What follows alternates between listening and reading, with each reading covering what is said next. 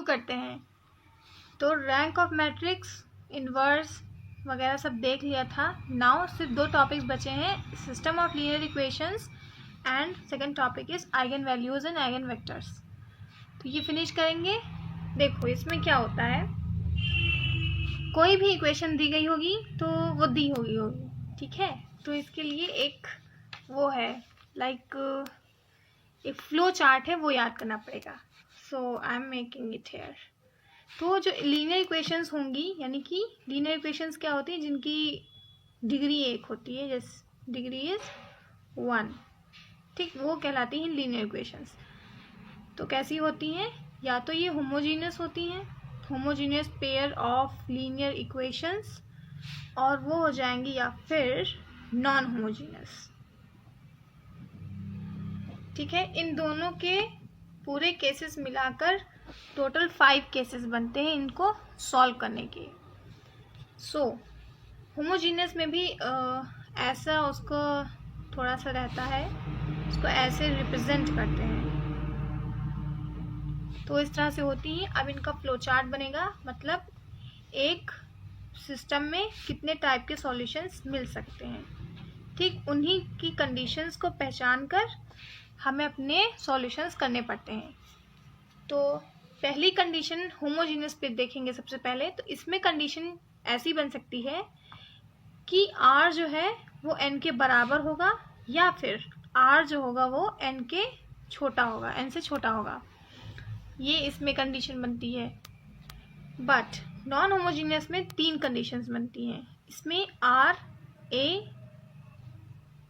बराबर होगा R of augmented matrix, and इसके साथ R जो होगा वो बराबर होगा N के भी। सेकंड केस बनता है R जो A का है, यानी कि rank of matrix A will be equals to rank of augmented matrix, but इस बार जो मेरा रैंक है वो नंबर ऑफ वेरिएबल से छोटा होगा, ओके। एंड नेक्स्ट इसका केस है कि जो रैंक ऑफ गिवन मैट्रिक्स है, यानी rank of normal matrix will be not equal to rank of augmented matrix. ये केसेस हैं, ये 3 केसेस बनते हैं। अब इन केसेस के डिफरेंट नाम होते हैं। अगर ये केस बन रहा है तो उसके सॉल्यूशन का नाम होगा जीरो सॉल्यूशन, या फिर जीरो के साथ साथ इसको ट्राइवियल सॉल्यूशन भी कह सकते हैं। डन।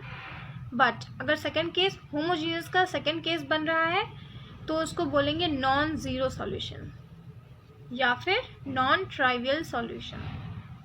ये होमोजीनियस का पूरा केस फिनिश। अब यहाँ पे नॉन होमोजीनियस पे आएंगे। इसमें अगर ये केस ट्रू बन रहा है तो यहाँ पे होता है यूनिक सॉल्यूशन फर्स्ट केस में। सेकंड केस में बनेगा इनफाइनाइट सॉल्यूशन, एंड लास्ट में एक केस बनता है नो सॉल्यूशन।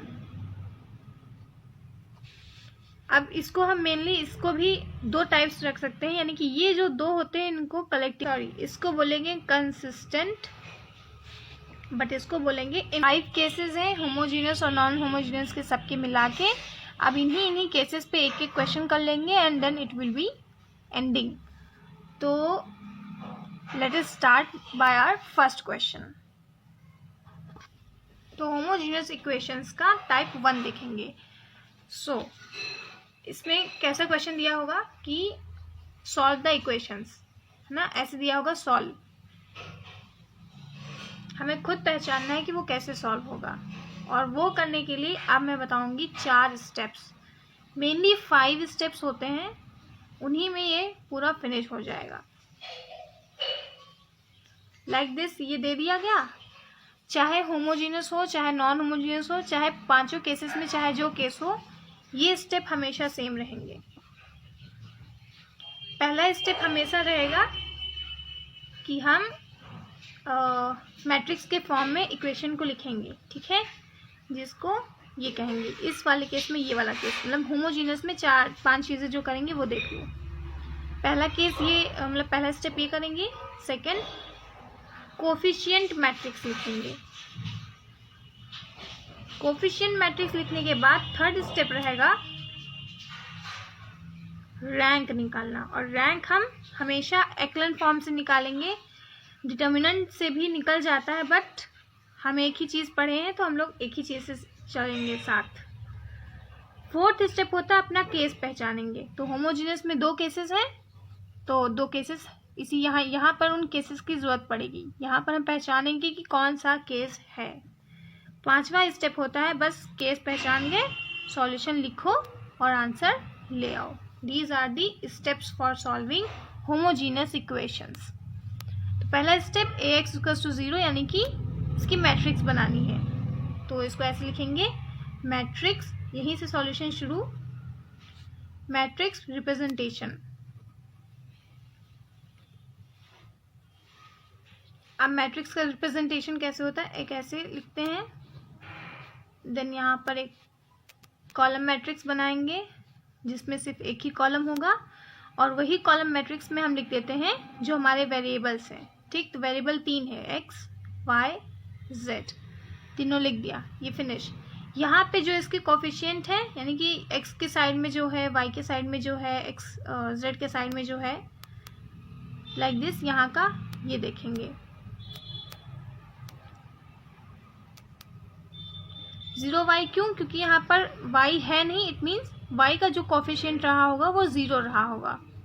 तो ये सारा है, तो इसी को हम डायरेक्टली यहाँ पर नोट कर लेंगे। तो x का कोफिशिएंट यहाँ, यहाँ, यहाँ, y का भी इधर देखो ये -1 है, so here will be -1, then it is +1, y का 0 है, x का +2 है और z का 1 है।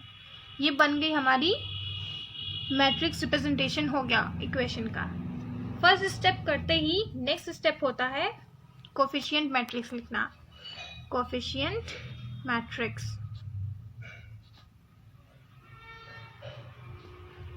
इसको कैसे लिखते हैं? इट इज लाइक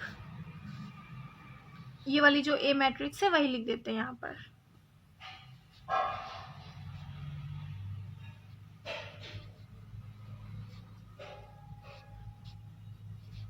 अब ये मैट्रिक्स लिखते ही, आफ्टर राइटिंग दिस मैट्रिक्स, हम इसकी रैंक निकालते हैं एक्लन फॉर्म से।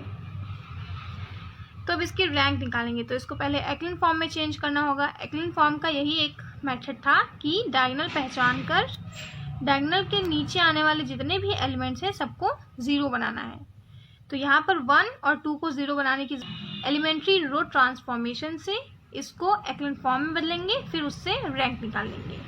तो इसीलिए एलिमेंट्री रो ट्रांसफॉर्मेशन लगाएंगे। पहला स्टेप रहेगा, देखो 1 को 0 बनाने के लिए अगर मैं r1 माइनस r2 कर दूं तो 1 0 बन जाएगा। तो मैं r2 = r1 माइनस r2 कर रही हूँ। सो ये 1 1 1 लिखा रहेगा। देखो चेंज 2 में हो रहा है तो कुछ भी, तो रो 3 भी ऐसे ही लिख देंगे। कुछ चेंजमेंट सिर्फ रो 2 में कर रहे हैं इसलिए हम वो बाकी रखेंगे। नाउ r1 माइनस r2 कर रहे हैं यानी कि 1 - 1 0, 1 माइनस -1 यानी कि 1 + 1 यानी 2, 1 + 1 2, दिस इज डन। नाउ अभी भी मेरे डायगोनल एलिमेंट्स के नीचे वाला ये 2 जो है वो बच रहा है, तो इसको भी कम करने के लिए इसमें भी एलिमेंट्री रो ट्रांसफॉर्मेशन यूज करेंगे।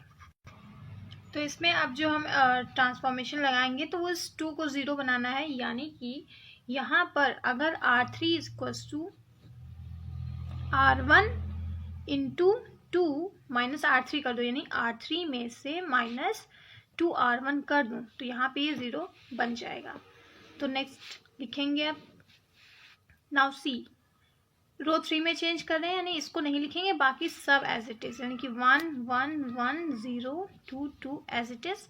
इसको चेंज कर रहे हैं r3 - 2 r1 नहीं, 2 - 2 × 1, 2 × 1 2, 2 - 2 0।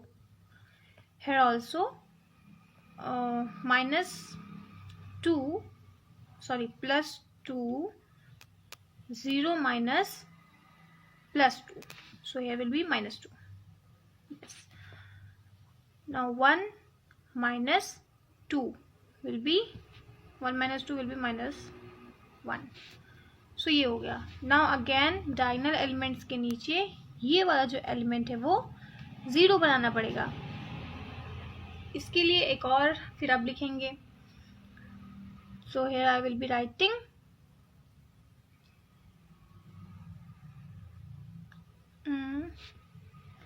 2, मतलब रो 2 को अगर रो 3 से प्लस कर दूं तो ये दोनों डिसमिस होकर 0 बन जाएंगे.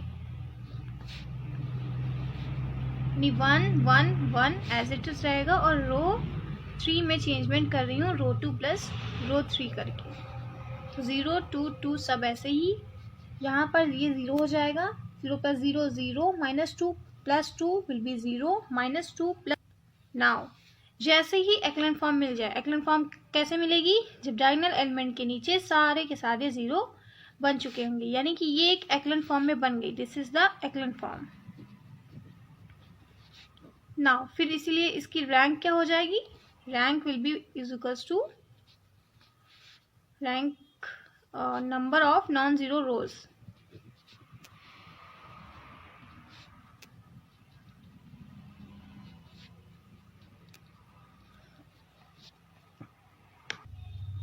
तो इसकी rank finally is equals to हो जाएगी नॉन जीरो रोज, यानी ऐसी रोज जिसमें नॉन जीरो कैरेक्टर्स हों. तो देखो किसी भी रो में पूरा पूरा 0 नहीं है, यानी कि तीनों रोज काउंट करेंगे 1 2 3. तो रैंक हो जाएगी 3. नाउ रैंक 3 है. अब कंडीशन देखो, नेक्स्ट स्टेप था कंडीशन चेक करना. कंडीशन नंबर ऑफ वेरिएबल्स कितने हैं? नंबर ऑफ वेरिएबल्स पहले लिख देंगे यहाँ पर. Go with the process. Number of variables 3 थे, x y z, यानी कि 3. और रैंक भी जो कोफिशिएंट मैट्रिक्स की आई है वो 3 आई है, यानी कि n जो है वो रैंक के बराबर आया है. रैंक को हम स्मॉल r से रिप्रेजेंट कर रहे थे. वेट, r के बराबर आया है. जैसे ही नंबर ऑफ वेरिएबल्स r के बराबर है और वो एक होमोजीनस इक्वेशन है, यानी जीनस पेयर ऑफ इक्वेशन, और उसमें फर्स्ट केस मैच हो रहा है n is equals to r, तो हम यहाँ पे लिखते हैं इट विल गिव, मतलब the system will give 0 solution. Means तो इसके लिए सॉल्यूशंस क्या हो जाएंगे? x equals to 0, y equals to 0 and z equals to 0, and this is the answer. तो टाइप 2 में हमें देखने को मिलेगा आगे चलकर कि रैंक जो होगी नंबर ऑफ वेरिएबल से स्मॉलर होगी, यानी कि छोटी. So let us do the question. तो क्वेश्चन आएगा सॉल्व. इक्वेशंस लिखी रहेंगी. So x plus y plus z equals to 0, 2x plus 2y plus 2z equals to 0, x plus y plus z equals to 0. Again homogeneous पहचानते कैसे हैं कि वो homogeneous है? तो वहां पर इज इक्वल्स टू के बाद 0 आना चाहिए. ठीक है, कभी कभी इज इक्वल्स टू के बाद लाइक ऐसे भी हो सकता है. Let me tell this. उसको सिंप्लीफाई करना पड़ेगा फिर, यानी कि मान लो यहाँ पर -1 है और y plus z is equals to 1 है. ठीक, और अब ये देखने में लगेगा कि एक नॉन होमोजीनियस. वाई? क्योंकि यहाँ पे 1 है पर यहाँ पे तो 0 होना चाहिए था. बट इस ऐसे केस में हमेशा सिंप्लीफाई करके फिर बाद में चेक करके फिर डिसाइड करना होता है कि वो होमोजीनियस है भी कि नहीं. तो इसमें सिंप्लीफिकेशन करेंगे, यानी कि इस -1 को, सॉरी +1, इस +1 को उधर ले जाएंगे तो ये देखो क्या बचेगा, प्लस वाई जेड, यानी कि 1. अब इस +1 को उधर ले जाऊंगी तो -1 हो जाएगा, यानी अल्टीमेटली 0 आ जाएगा. यानी कि होमोजीनियस बन गया. देखो दिखने में ये नॉन होमोजीनियस था, but after simplifying it becomes homogeneous. मतलब ये होमोजीनियस था ही, पहले से ही था, जस्ट फॉर कंफ्यूजन यहाँ पे 1 दिया गया है. सो इस चीज़ का ध्यान रखेंगे. क्वेश्चन मिलता है, पहचान लेते हैं कि होमोजीनियस है कि नॉन होमोजीनियस. तो पहचान गए हम. Now starting with the solution. सबसे पहले लिखना होता है मैट्रिक्स रिप्रेजेंटेशन. मैट्रिक्स रिप्रेजेंटेशन, ठीक है. तो इसमें हम करते हैं, बनाते हैं मैट्रिक्स, यानी कि AX equals to 0 means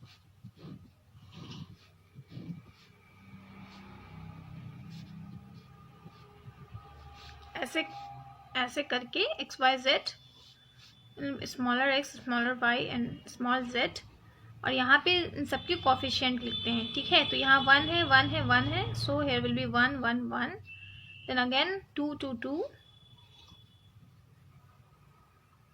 then here will be 1 1 1।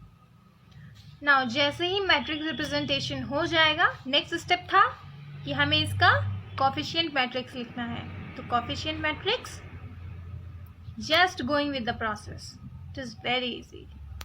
Coefficient matrix लिखेंगे आप, यानी कि ये वाली अलग से 1 1 1 2 2 2 1 1 1, डन। जैसे ही कोफिशिएंट मैट्रिक्स लिख लेते हैं, देन हम रैंक फाइंड करते हैं, और रैंक फाइंड करने के लिए सबसे पहले एक्लन फॉर्म में चेंज करेंगे। तो रैंक निकालने के लिए लेट अस स्टार्ट। तो डायगोनल एलिमेंट पहचानेंगे, तो ये हमारा डायगोनल है और ये उसके एलिमेंट्स। अब उसके नीचे के जितने भी एलिमेंट्स हैं इन सबको 0 बनाना है। तो 2 को 0 बनाने के लिए what we can do, R2 is equals to R2 minus 2R1। अगर ऐसे करेंगे तो ये अल्टीमेटली माइनस होकर 0 बन जाएगा। सो 2 में चेंज कर रहे हैं तो 2 एज इट इज लिखा रहने दो, एंड 2 एज इट इज मत लिखना, 1 and 3rd as it is लिखो, 2 में चेंजमेंट्स करेंगे। तो 2R1 यानी कि इन सबको 2 से पहले मल्टीप्लाई हो जाएगा, फिर माइनस, तो 2 minus 1 into 2 will be 0, 2 minus 1 into 2 0, 2 minus 1 into 2 0, तो ये भी हो गया। बट अभी भी डायगोनल एलिमेंट के नीचे 2 लोग 0 नहीं बने हैं, तो इसको भी 0 बनाने के लिए what we can, 3 is equals to R3 minus R1। ऐसे करेंगे तो ये ऑलरेडी 1 माइनस 1 इवेंचुअली 0 बन जाएगा। तो इसको सॉल्व करते हैं। तो 1 1 1 R3 में चेंज कर रहे हैं, तो सब कुछ एज इट इज लिख लेंगे R3 को छोड़कर। नाउ R3 माइनस R1 करना है, यानी 1 माइनस 1 0, 1 माइनस 1 0, 1 माइनस 1 0। ये है एक्लन फॉर्म। देखो डायगोनल एलिमेंट्स के नीचे सारे एलिमेंट्स 0 बन चुके हैं, यानी ये एक्लन फॉर्म बन चुका है। सो यहाँ पे अब लिखेंगे एक्लन फॉर्म, और एक्लन फॉर्म यहाँ लिखते ही यहाँ लिखेंगे rank will B number of non zero rose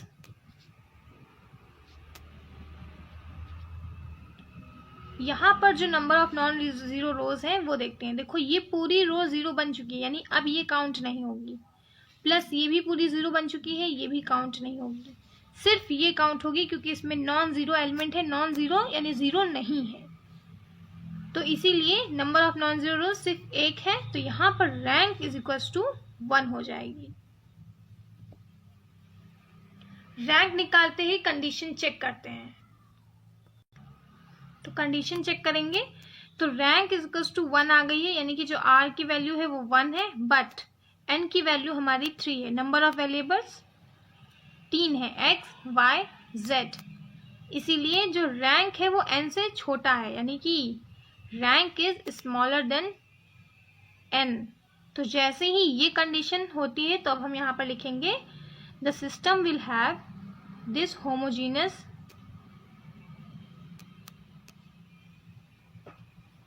pair of equations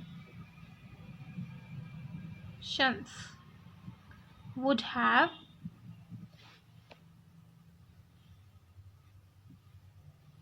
will have non-zero solutions, non-zero solutions।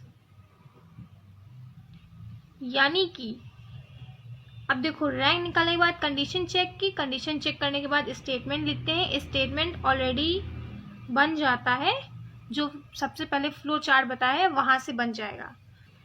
तो लिखेंगे अब यहाँ पर x plus y plus z equals to 0, 2x plus 2y plus 2z equals to 0 and x plus y plus z equals to 0। तीनों को लिखने के बाद अपना परफॉर्म करते हैं। ठीक, तो यहाँ पर सिंप्लीफाई भी करते हैं। तो यहाँ पे देखो 2 2 2 कॉमन है, यानी कि इस पूरी इक्वेशन को डिवाइड बाई 2 कर देंगे तो ये पूरा 2 हट जाएगा। ठीक, तो फाइनली जो इक्वेशन निकल के आई है वो x plus y plus z आई है ना। और तीनों इक्वेशंस सेम ही हैं, यानी 1 2 3 तीनों इक्वेशन सेम हैं, इसीलिए यहाँ पर अब करना पड़ेगा लेट। तो जब भी इक्वेशन सेम आती हैं, यानी कि एक्स वाई जेड तीनों इक्वेशन सेम आ गई, तो वहाँ पर लेट करते हैं दो वेरिएबल्स को। सो लेट इज टू के और z को भी इज इक्वल्स टू के। अब जैसे ही इसको लेट कर दिया देन x की वैल्यू अल्टीमेटली बन जाएगी, यानी कि x y की जगह पर k रखेंगे प्लस z की जगह पे भी k रखेंगे इज इक्वल्स टू 0। अब इसको सॉल्व करेंगे तो ये 2k हो गया, इधर जाएगा तो माइनस 2k हो गया, यानी फाइनली जो आंसर आया है वो होगा x comma y comma z is equals to minus 2k comma k। These are the solutions. So answer, यानी यहाँ पर लिखेंगे होमोजीनियस की दोनों कंडीशंस खत्म हो चुकी हैं, लाइक डन। तो बची हुई 3 कंडीशंस हैं और वो भी है नॉन होमोजीनियस की। सो स्टार्ट करते हैं non homogeneous.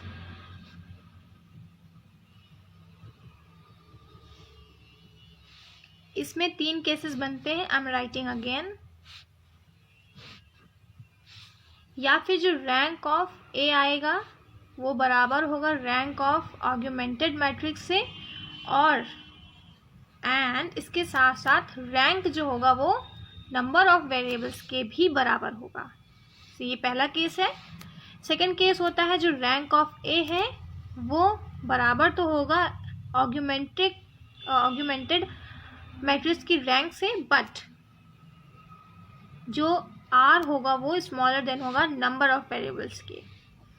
And next case होगा कि rank of A will never be is equals to rank of augmented matrix. ये 3 कंडीशंस बनती हैं। जब ये कंडीशन बनती है तब उसको इनकंसिस्टेंट कहते हैं, इनकंसिस्टेंट। ये 2 कंडीशंस बनती हैं तो इनको कंसिस्टेंट कहते हैं। और इस कंडीशन में सॉल्यूशंस क्या होते हैं, इसमें जो आते हैं वो सॉल्यूशंस होते हैं यूनिक सॉल्यूशंस। और इसमें ये वाले जो आते हैं, मतलब जब ये वाला केस ट्रू होता है तो यहाँ पे बनते हैं इनफाइनाइट सॉल्यूशंस, एंड जब इनकंसिस्टेंट रहता है तो नो सॉल्यूशन। तो इतने केसेस बन गए। Now let us jump into the question. तो ये नॉन होमोजीनियस का क्वेश्चन है। सो इसमें भी ऐसे ही आएगा, सॉल्व लिखा z इज इक्वल्स टू 9। इसमें भी पहचानना होगा फर्स्ट ऑफ ऑल कि ये होमोजीनियस है या नॉन होमोजीनियस। हमें तो पता है कि हम नॉन होमोजीनियस का एग्जाम्पल कर रहे हैं तो ये ऑफ कोर्स नॉन होमोजीनियस होगा, बट पेपर में पता नहीं चलेगा। तो इसको पहचानने का अगेन यही मेथड होता है कि ये जो भी इसको इक्वेशंस लिखी हुई हैं, अगर ये इज इक्वल्स टू यहाँ पर 0 0 करके लिखा हुआ है, सिंप्लीफाई करने के बाद भी अगर 0 0 आ रहा है तब वो बन जाता है होमोजीनियस। वाइल देखो यहाँ पर इसको अगर कुछ भी सिंप्लीफिकेशन करोगे भी तब भी इसमें इज इक्वल्स टू 0 तो आएगा नहीं, इसीलिए जब ये 0 नहीं आएगा तब ये इनको कहलाने लगता है नॉन होमोजीनियस इक्वेशन। तो अभी तो नॉन होमोजीनियस ही पढ़ रहे हैं। सो लेट अस स्टार्ट। इसमें भी सारे स्टेप्स सेम होते हैं, 5 केसेस, 3 नॉन होमोजीनियस के और 2 होमोजीनियस के। 5 केसेस में प्रोसेस सेम है। पहला प्रोसेस होता है मैट्रिक्स रिप्रेजेंटेशन। तो मैट्रिक्स रिप्रेजेंटेशन करेंगे, यहाँ पे कोफिशिएंट वाली बनाएंगे एंड देन यहाँ पर वेरिएबल वाली, एंड नाउ यहाँ पर 0 नहीं रहेगा, ये सब रहेंगे 6 14 9, यानी कि ax is equals to b के फॉर्म में मुझे मैट्रिक्स बनानी है। यहाँ पर कोफिशिएंट्स आएंगे, यानी जो x के साइड में लिखा है, y के पास में जो है एंड z के पास में। तो यहाँ पे 1 1 1 1 2 3 2 1 1। यहाँ पे सारे वेरिएबल्स लिख दिए जाते हैं। So this is an matrix representation of non homogeneous pair of equations. जैसे ही मैट्रिक्स रिप्रेजेंटेशन हो जाएगा उसके बाद यहाँ पर लिखते हैं ऑग्यूमेंटेड मैट्रिक्स। होमोजीनियस में यहीं पर हम लिखते थे कोएफिशिएंट मैट्रिक्स, पर यहाँ पर लिखेंगे नॉन होमोजीनियस में यहाँ पर ऑग्यूमेंटेड मैट्रिक्स लिखी जाती है, जिसमें ऐसे करके रहता है, then this one and then this one. यहाँ पर कोएफिशिएंट मैट्रिक्स लिख देते हैं एंड देन ये जो यहाँ पर इक्वल टू के बाद में रहता है ये यहाँ आ जाता है, यानी 6 14 9 यहाँ, और ये सब कुछ एज इट इज यहाँ पर। अब जैसे ही ऑग्यूमेंटेड मैट्रिक्स लिख जाती है तुरंत इसका रैंक निकालना होता है। ऑफ कोर्स जैसे होमोजेनियस में पहले मैट्रिक्स रिप्रेजेंटेशन करके फिर कोएफिशिएंट मैट्रिक्स लेकर फिर उसका एक्लन फॉर्म से रैंक निकालते थे, ऐसे ही यहाँ पे भी एक्लन फॉर्म से रैंक निकालेंगे। सिंपल इसमें भी डायगोनल एलिमेंट देखना पड़ता है, तो डायगोनल एलिमेंट है 1 2 1, और फिर डायगोनल एलिमेंट के नीचे वाले सारे एलिमेंट्स को 0 बनाना रहता है। तो अब 1 को 0 बनाने के लिए यहाँ पर परफॉर्म करेंगे R2 is equals to R1 minus R2, या फिर of course R2 minus R1 करेंगे तो माइनस में आंसर नहीं आएगा, तो इजी रहेगा थोड़ा। सो यहाँ पर R2 माइनस R1 कर रहे हैं, यानी कि R1 एंड R3 जो है एज इट इज लिखा रहेगा।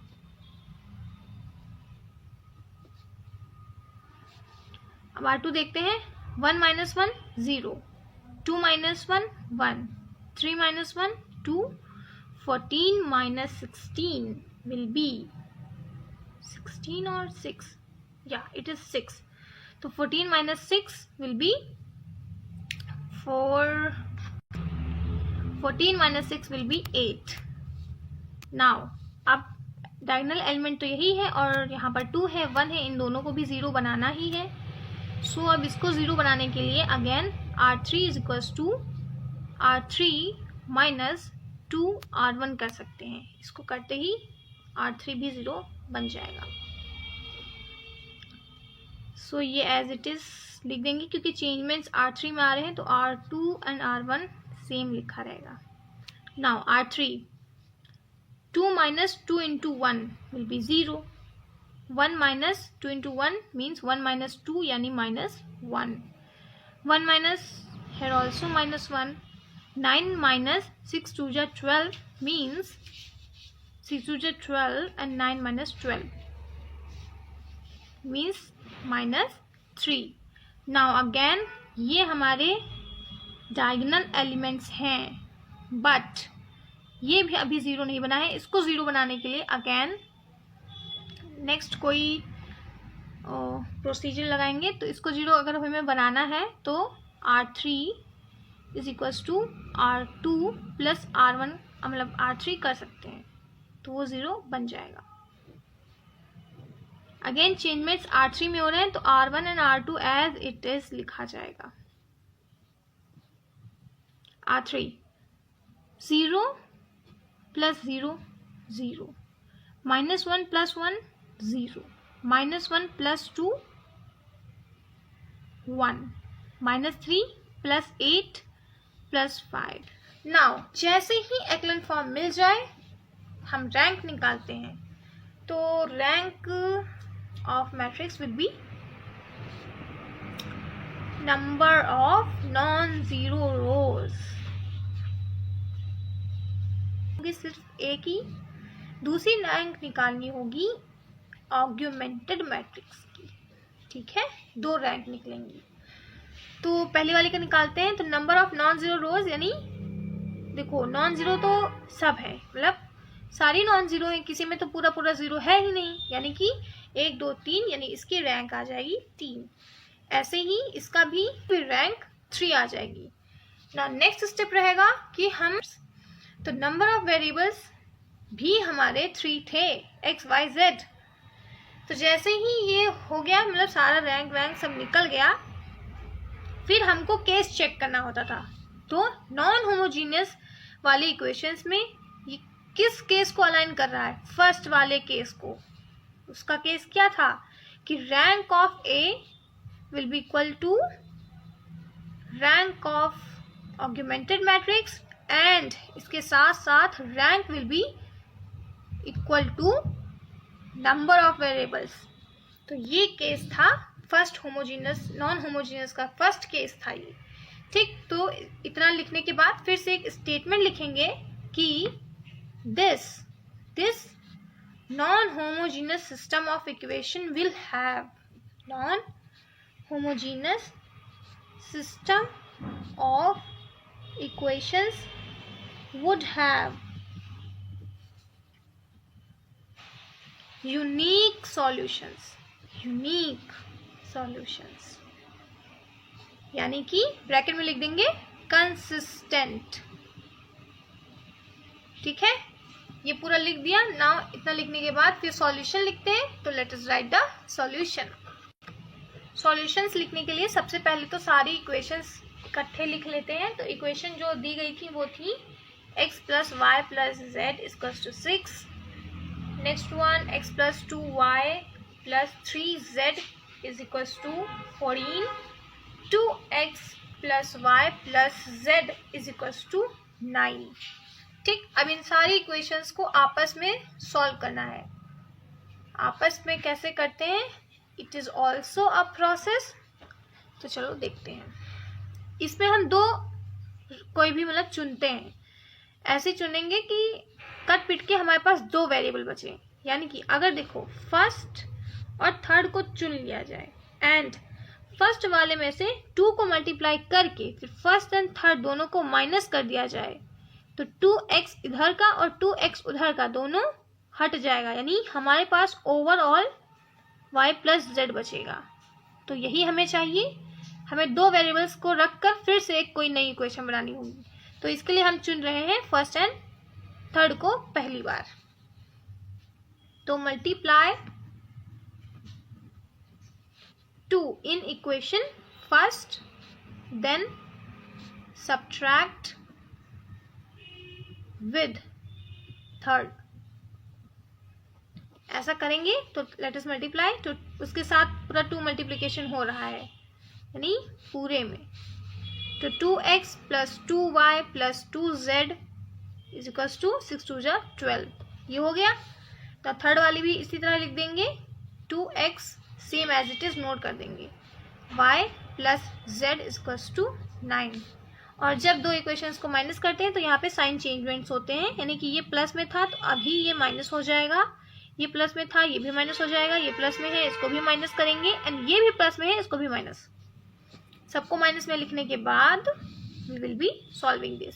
तो 2x minus 2x cancel out, 2y minus y यानी कि एक y बचा।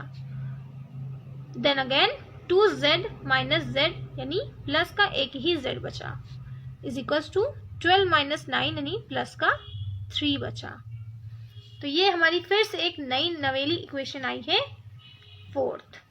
ठीक, अब जिस तरह से यहाँ पे y प्लस जेड बचा है ऐसे ही हमें फिर से दो ऐसी इक्वेशंस को चूज करना पड़ेगा ताकि उनमें भी y प्लस जेड की फॉर्म में ही कुछ बचे।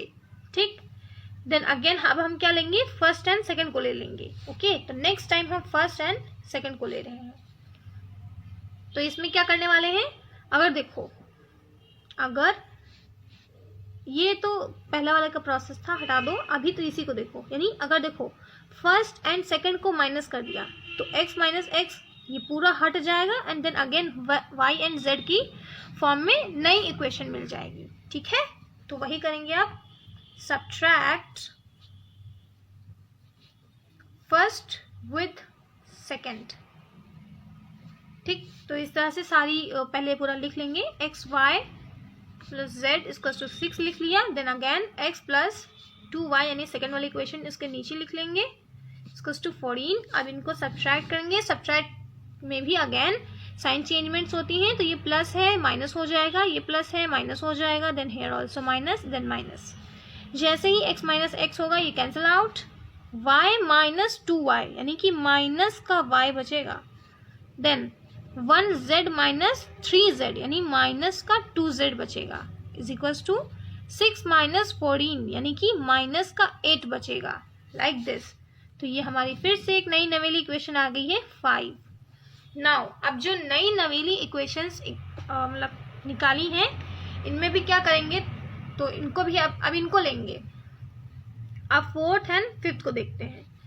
तो इसमें अगर देखिए, अगर हम y को मतलब इस वाली इक्वेशन को इससे प्लस कर दें, ठीक है, तो ये दोनों कैंसिल आउट हो जाएंगे y एंड y, तो सिर्फ z बचेगा। एंड z की वैल्यू मिलते ही y में पुट करेंगे, मतलब इस वाली इक्वेशन में पुट करेंगे तो y मिल जाएगा। एंड y एंड z दोनों मिलते ही फर्स्ट वाले में पुट करेंगे तो हमें सब कुछ मिल जाएगा।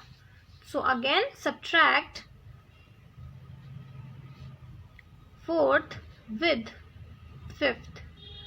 तो इसको भी लिखेंगे तुरंत, y plus z equals 2 plus 3 and here minus y minus 2z is equals to minus 8।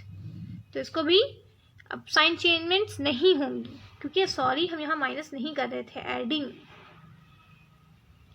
Okay, तो इनको ऐड कर रहे हैं, ऐड में साइन चेंजमेंट्स नहीं होती हैं।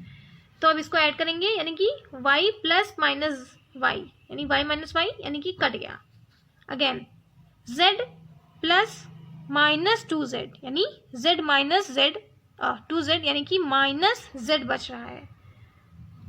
Now 3 minus 8 will be minus 5, यानी कि ओवरऑल z इक्वल्स टू 5 मेरा आंसर आ गया।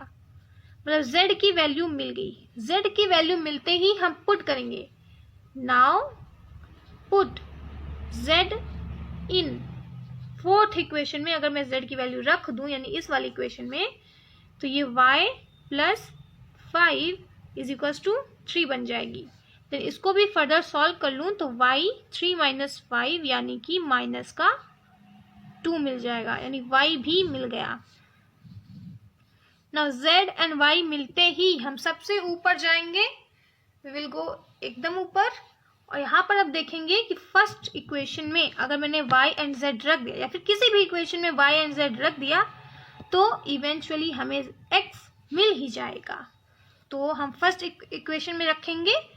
तो पुटिंग नाउ फाइनली कि फाइनल है हमारा process, finally put z, y इन इक्वेशन फर्स्ट। तो अगर फर्स्ट वाले में रख रहे हैं, यानी कि ये वाली जो इक्वेशन थी, ठीक, तो ये कैसे बनेगी, x की जगह तो अभी कुछ मिला नहीं है, y में रखेंगे -2, z में रखेंगे 5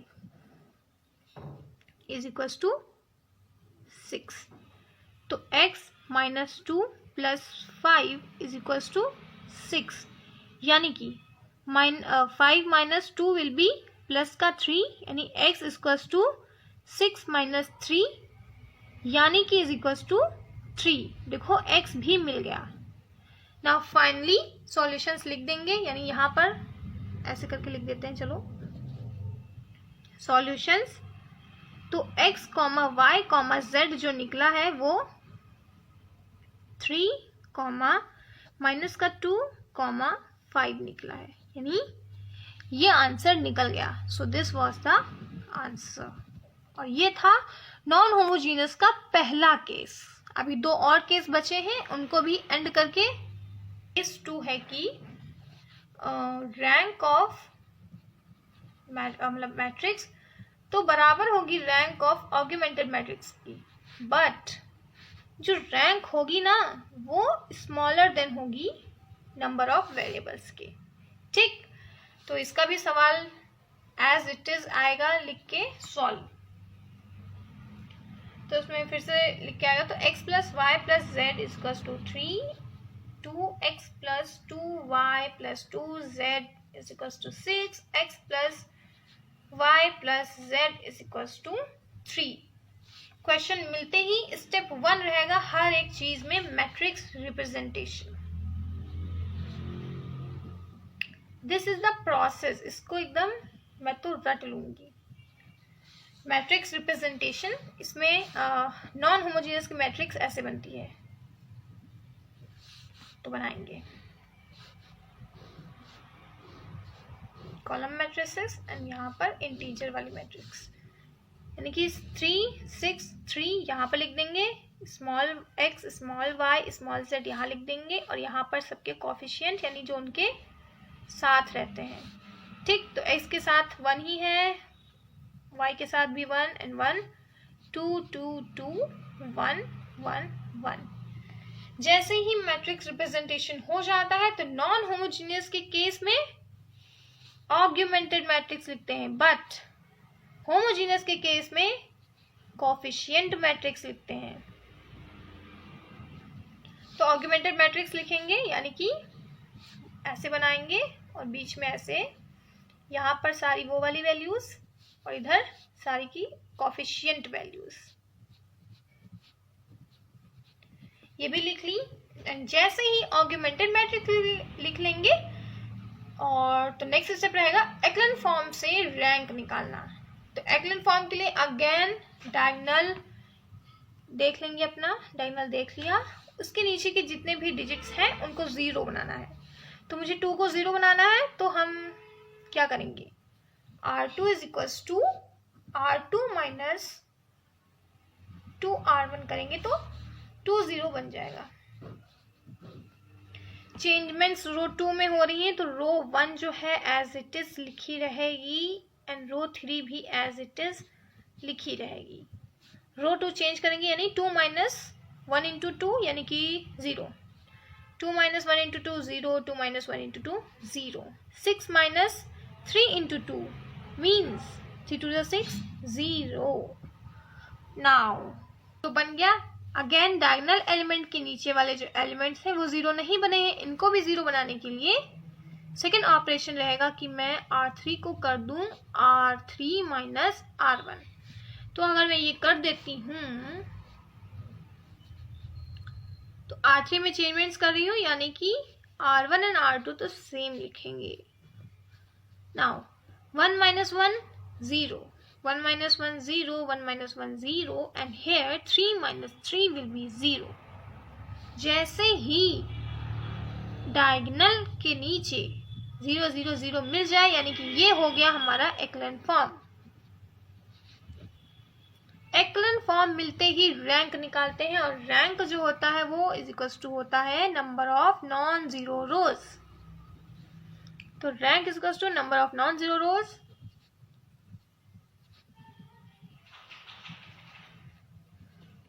इसमें भी दो टाइप की रैंक निकालेंगे। पहली रैंक निकालेंगे सिर्फ ए की, सेकेंड रैंक निकालेंगे ऑग्यूमेंटेड मैट्रिक्स की and then number of variables भी लिखेंगे। तो रैंक ऑफ ए कितनी आएगी, number of non zero rows, यानी कि देखो ये पूरी 0 बन गई, नो नॉट काउंट, इसका काउंट नहीं होगा। हेयर ऑल्सो इसका भी काउंट नहीं होगा, यानी कि सिर्फ इसका काउंट होगा यानी कि 1। तो रैंक ऑफ ए आई है 1, rank of augmented matrix not count not count count 1। और नंबर ऑफ वेरिएबल्स हमको 3 मिले थे, x and y and z. Now ये सब निकलते ही हम तुरंत क्लिक करेगा मेरे माइंड में कि मैं वो 3 केसेस सोचूं, तो ये कौन से मैच कर रहा है। Rank of A is equals to rank of augmented matrix but जो आर है वो स्मॉलर देन है एन के, यानी कि रैंक जो है यानी कि 1 जो है वो 3 से छोटा है। तो जैसे ही ये केस मेरे मन में क्लिक करेगा मैं लिखूंगी this non homogeneous system of equation will have, this non-homogeneous system of equation would have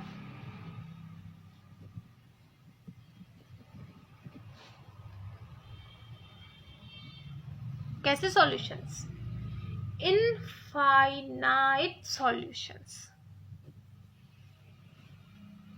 ये सेकेंड केस है, सेकेंड टाइप है नॉन होमोजेनियस इक्वेशंस को सॉल्व करते वक्त जो मिलेगा। ठीक, तो इनफाइनाइट सॉल्यूशन यानी कि ये जो है वो कंसिस्टेंट है, ऐसे ब्रैकेट में लिख देंगे। ठीक, अब जैसे ही हमें पता चल गया कि वो इनफाइनाइट सॉल्यूशंस देगा तो हम इसके सॉल्यूशंस लिखेंगे। तो जैसे ही हमें पता चल गया कि ये इनफाइनाइट सॉल्यूशंस देगा तो हम इसके सॉल्यूशंस लिखेंगे। तो इसके सॉल्यूशन, किसी के भी सॉल्यूशन लिखते वक्त उन सारी इक्वेशंस को एज इट इज फिर से नोट करना रहेगा। तो x plus y plus z equals to 3, यानी अपना क्वेश्चन जो है वो यहाँ पर नोट करना पड़ेगा, और हो सके तो यहाँ पर गिवन ऐसे लिख भी सकते हैं। Okay, plus 2z equals to 3x plus y plus z equals to 3।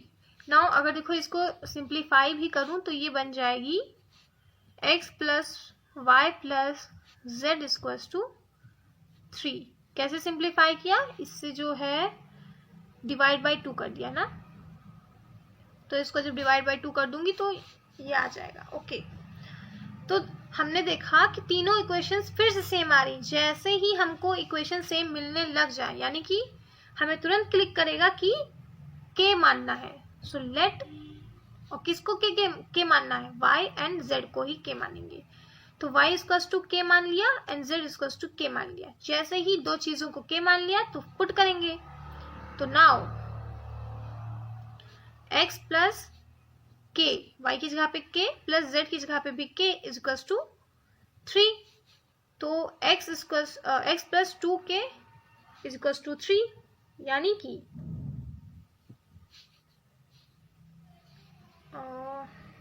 x equals to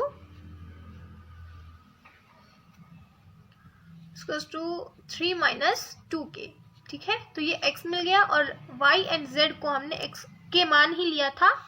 तो फाइनल जो मेरा आंसर आएगा वो होगा, यानी कि सॉल्यूशंस, ऐसे सॉल्यूशन लिखेंगे, यानी कि x, y, z equals to x की value 3 minus 2k, k and k। ये है answer. So it is done hair.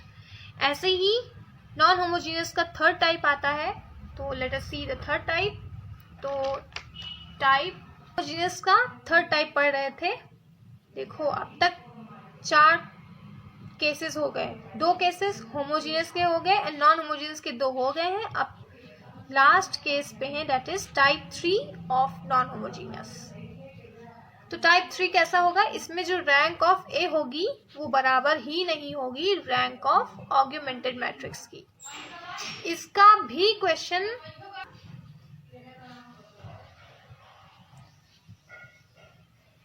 तो नॉन होमोजीनियस में भी सॉल्व करने के लिए ऐसे ही लिखा रहेगा।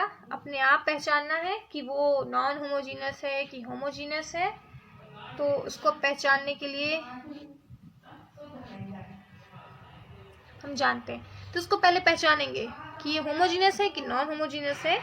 तो हमने यहाँ पर देखा कि इसमें कोई सिंप्लिसिटी तो करनी नहीं है, यानी कुछ भी सॉल्विंग वगैरह नहीं होगा।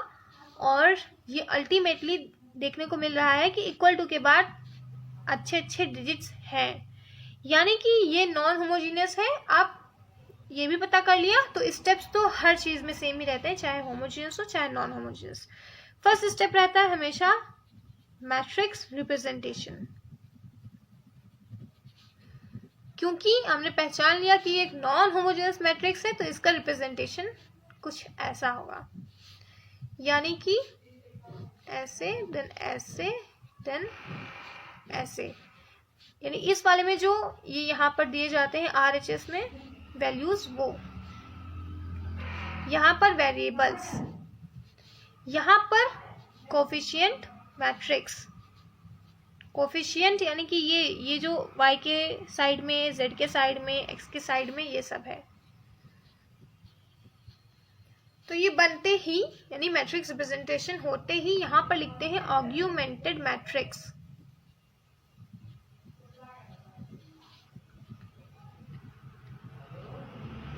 ठीक है, तो ऑग्यूमेंटेड मैट्रिक्स कैसे लिखते हैं, वी ऑलरेडी नो। ऐसे करके यहाँ तो क्वेश्चन लिखते थे। ओके, सो इसके बाद ये वाले पूरे डिजिट्स यहाँ पे लिखे जाते थे एंड कोफिशिएंट मैट्रिक्स यहाँ पर एज इट इज ऊपर वाली यही नीचे नोट आउट कर दी जाती थी।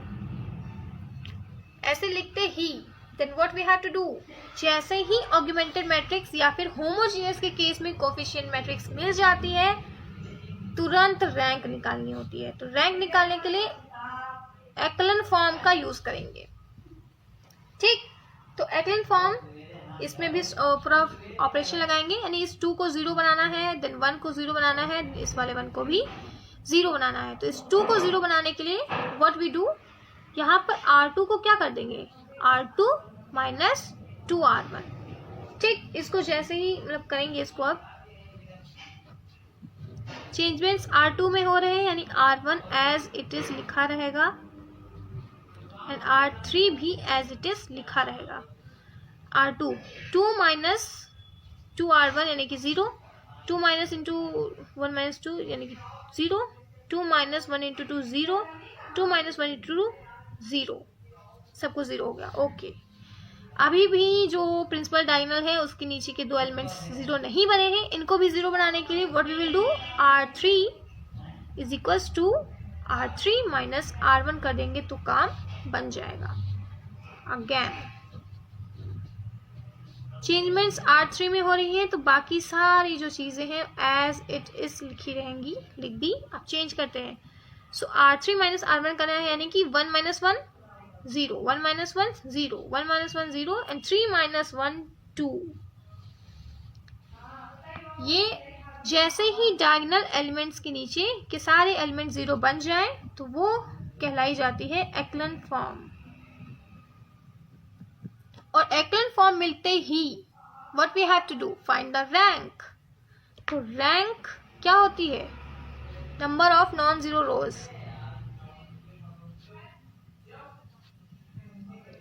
इसमें भी दो रैंक निकलेंगी, पहले तो RA एंड देन सेकंड निकलेगी ऑग्यूमेंटेड की रैंक, और फिर नंबर ऑफ वेरिएबल्स की भी वैल्यू लिखते हैं। तो number of variables x y z 3 है। इसका देखेंगे रैंक कितना है, तो ये डिसमिस हो गई, ये डिसमिस हो गई, ये काउंट होगी, क्योंकि ये सब 0 बन चुके हैं तो ये काउंट नहीं होगी। एक आधा 0 होता तो ये काउंट होती, जब तक पूरे 0 ना बने तब तक वो डिसमिस नहीं होती है। पूरे 0 बन गए इसीलिए डिसमिस हुई। तो rank of A equals to 1, rank of augmented matrix यानी इसकी रैंक, देखो ये 0 बनी है तो ये डिसमिस होगी, ये दोनों काउंट होंगी। तो 1 and 1 यानी जो जितनी बार नॉन जीरो मिलेगा उतना बार काउंट होगा। तो पहला मिला तो 1, दूसरा मिला तो 2, यानी कि 2। यानी कि यहाँ पे जो हमारा थर्ड केस हमें क्लिक करेगा कि जो R ऑफ A है वो बराबर ही नहीं है रैंक ऑफ ऑग्यूमेंटेड मैट्रिक्स की। तो जब ये दोनों बराबर ही नहीं है तो क्या करेंगे, यहाँ पर लास्ट में एक लाइन लिखेंगे, this system, this non-homogeneous system of equation, this non-homogeneous system of equation would have no solution। Bracket में लिख देंगे अच्छा सा inconsistent। Okay, so this was the answer। ऐसे पूरा लिखते हैं और यहां पर हमारे पांचों case complete. I thought we should revise it again. So जैसे ही हमको क्वेश्चन में कुछ भी लिखा होगा सॉल्व, और फिर बाद में 3-3 इक्वेशंस लिखी होंगी, ठीक है, उसको देखेंगे एंड ऑब्जर्व करेंगे, देन फाइंड करेंगे कि वो होमोजीनियस है या नॉन होमोजीनियस है। होमोजीनियस में इज इक्वल टू के बाद 0 मिलेगा सिंप्लीफिकेशन के बाद। अगर वहां पर फिर पहले सबसे पहले क्या करेंगे, एनालाइज करेंगे और उसमें देखेंगे कि क्या कुछ रॉ है क्या, अभी सिंप्लीफाई नहीं हुआ है क्या, ठीक। अगर अभी सिंप्लीफिकेशन नहीं हुई है उन इक्वेशंस का, यानी कि वो इक्वेशंस अभी से थोड़ी रॉ हैं, कच्ची हैं, ठीक, तो उनको सॉल्व करेंगे, यानी वो इक्वेशंस को पहले सिंप्लीफाई करेंगे। सिंप्लीफाई कर लिया, नाउ चेक करेंगे कि क्या इज इक्वल टू के बाद 0 बन रहा है कि नहीं। इज इक्वल टू के बाद अगर 0 है तो वो हो जाती है होमोजीनियस सिस्टम ऑफ इक्वेशंस, ठीक। बट अगर इक्वल टू के बाद कोई अच्छा खासा डिजिट है, यानी 1 2 3 -1 -2 -3 कुछ भी, तो वो हो जाती है नॉन होमोजीनियस इक्वेशन। तो जैसे ही पता चल जाए कि कुछ है, ठीक है, तो पहले पता चलेगा कि या फिर होमोजीनियस है, तो होमोजीनियस को पाते ही हमारे पास स्टेप्स जो है सेम रहेंगे। सबसे पहले हम लिखेंगे मैट्रिक्स रिप्रेजेंटेशन, मैट्रिक्स को रिप्रेजेंट करेंगे, फिर उसकी ऑग्यूमेंटेड या फिर कोफिशिएंट मैट्रिक्स लिखेंगे। कोफिशिएंट मैट्रिक्स होमोजीनियस में लिखते हैं और ऑग्यूमेंटेड मैट्रिक्स नॉन होमोजीनियस में लिखते हैं। उसको लिखते ही फिर हम रैंक ऑफ मैट्रिक्स निकालते हैं। रैंक ऑफ मैट्रिक्स निकलते ही केस चेक करते हैं कि कौन सा केस मैच कर रहा है, ठीक है। केस मैच करते ही उसके बाद हम सॉल्यूशन पे आते हैं। सॉल्यूशन पे आने के बाद देखो सॉल्यूशन भी मतलब सॉल्यूशन तो हम लोग कर ही लेंगे, ठीक है। So these were the things. Cases दोबारा देखते हैं।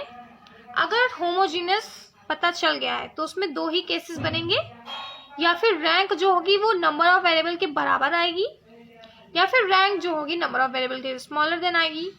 तो ये केसेस लग जाएंगे उनमें। हेयर ऑल्सो ये पहला केस है एंड ये सेकंड केस है एंड ये लास्ट केस है। 5 टोटल केसेस हैं